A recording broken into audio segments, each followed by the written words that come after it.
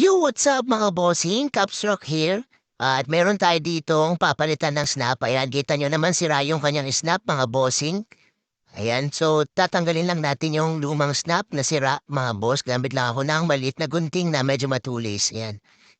So dyan sa kabila naman mga bossing, tanggalin naman natin yung tahi dito sa kabila. Ayan, ganyan lang yan mga boss. Medyo madali lang yan.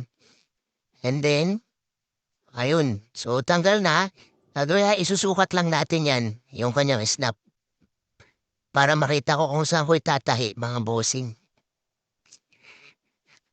Ayan, pag nasukat na yan, mga boss, papakita ko sa inyo dun sa mayroon nag-comment dati, hindi ko daw pinapakita kung paano tahiin. So, ganyan lang po, medyo mahirap po kasing bidyuhan ng buo kasi sobrang tagal po yung magtahi, mga boss, kasi medyo mahirap siyang itusok. Yan, handmade lang po kasi, ganyan lang. So, konti lang ipapakita ko sa inyo, mga boss, kung paano siya tinatahi.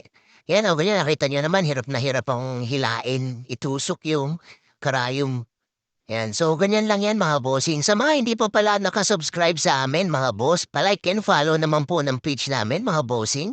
Pa-share na rin ng mga videos kung pwede. Ayan, so tapos na mga boss. Yan, shortcut ko na. Ayan na yung finished product mga boss. Ayan na, na-change na natin yung bulls. Yan, na cup. Ayan mga bossing. Salamat.